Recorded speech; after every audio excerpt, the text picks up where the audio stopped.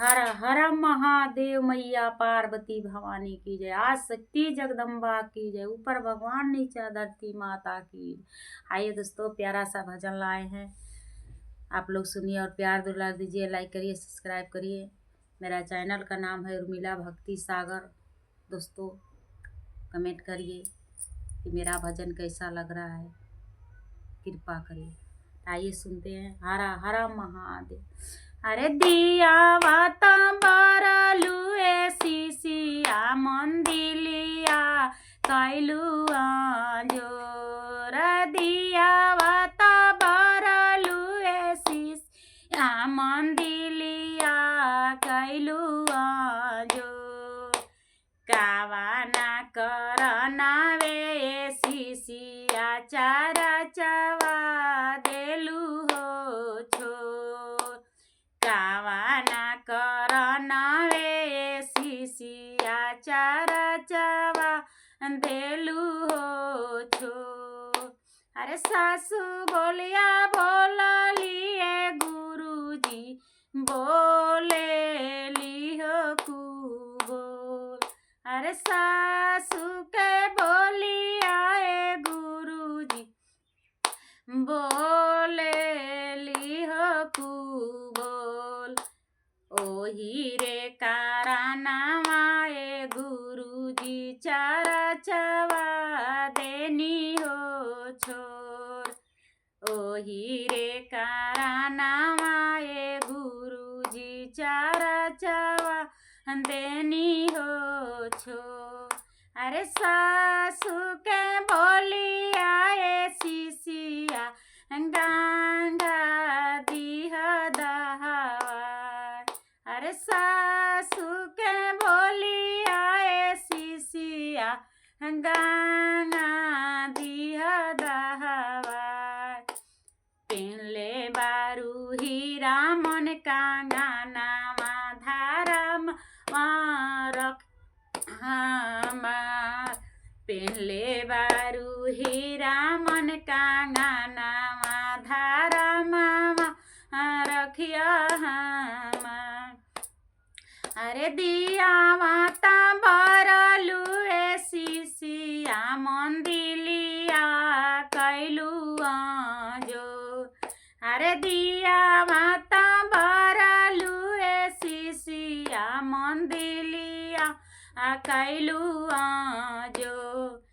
कावाना करना वे सीसिया चारा चवा देलू हो छोर।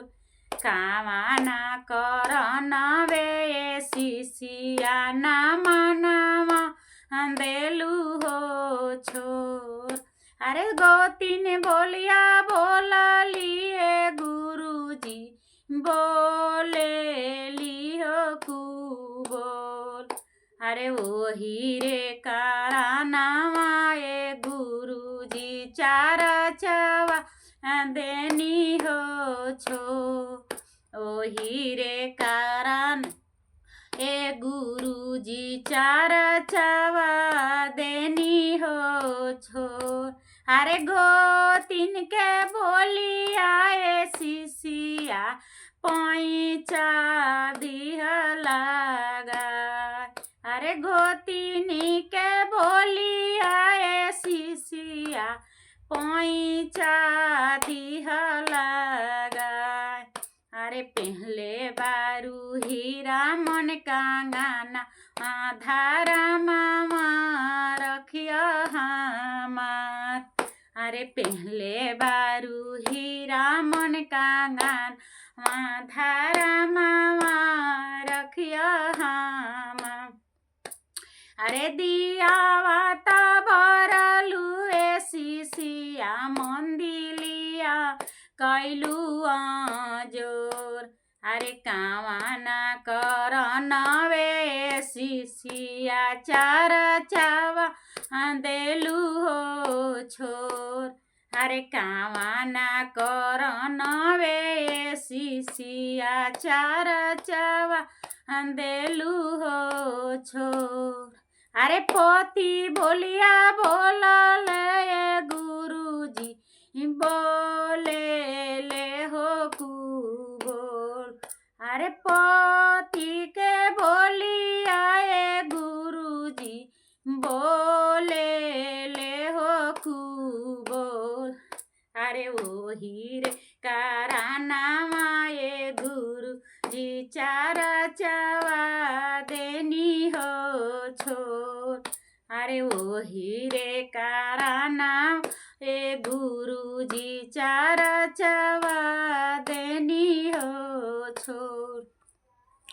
हरे पोती के बोली आए शिशिया अहे डाली लगाए।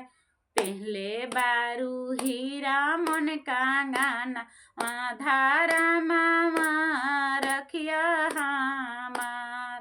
पहले बारू हीरा मन कांगान धारा मामा रखिया हमार। पहले बारू धर्म के कांगन धारा मामा रखिया। हर हर महादेव मैया भवानी।